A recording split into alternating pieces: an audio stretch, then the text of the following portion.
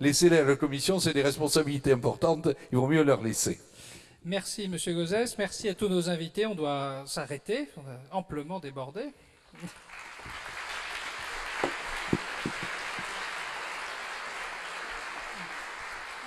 Un grand merci aux intervenants et à l'animateur.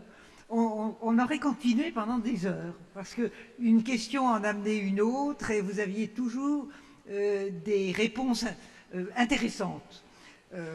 Pas toujours unanimes, mais c'est très bien. Et une chose m'a beaucoup frappée au cours de ce débat. Vous avez...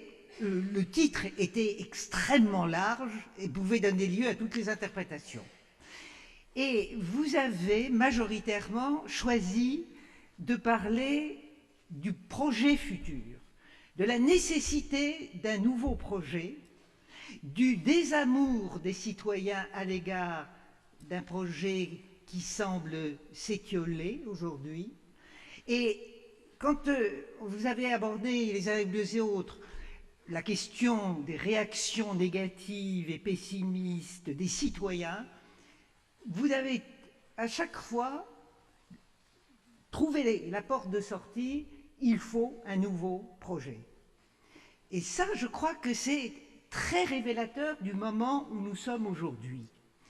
Il y a beaucoup de mécontents, une certaine tristesse dans les milieux europhiles, la montée des europhobes, etc., etc.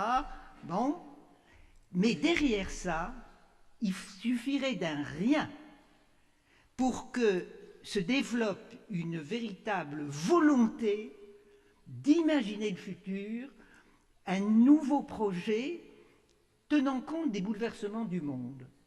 On va en fait retrouver ce thème samedi en clôturant.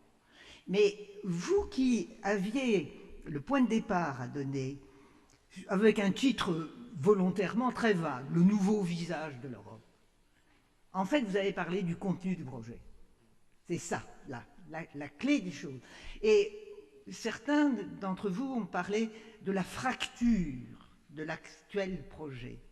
Le sentiment que nous avons vécu une période, et puis il y a un break maintenant, important.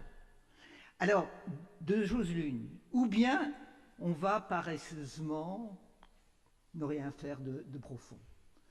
Ou bien va se dégager une véritable volonté politique au sens le plus noble du mot politique, où on va reconstruire un nouveau projet du XXIe siècle, d'une Europe nouvelle parce que les temps sont nouveaux.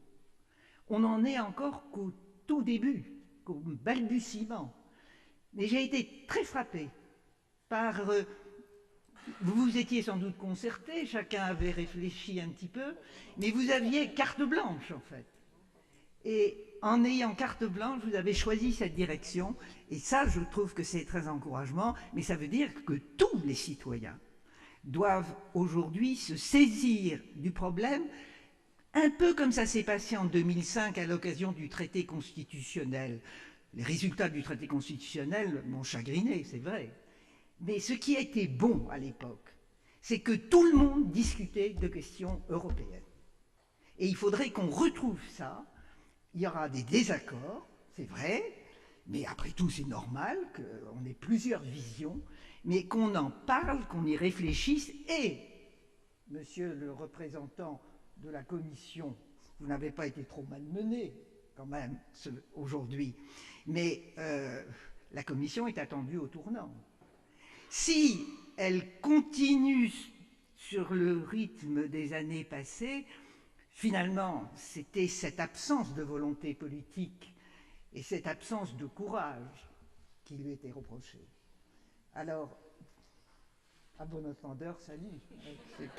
Je voudrais dire... j'ai oublié tout à l'heure, avant que le débat ne commence, de signaler que Euradio Nantes, qui suit nos travaux pendant ces 3 jours, a diffusé la conférence en direct sur ses ondes ce soir. Et au passage, je dois dire tout le bien que nous pensons à la fédération de cette radio, Euradio Nantes. Je crois qu'elle a besoin qu'on la soutienne et je la remercie du travail qu'elle a effectué pour nous ce soir. Merci. Et maintenant, la région, merci encore au Conseil régional, la région nous offre un cocktail dans la salle à manger du rez-de-chaussée. Merci, Madame Liliane Jean.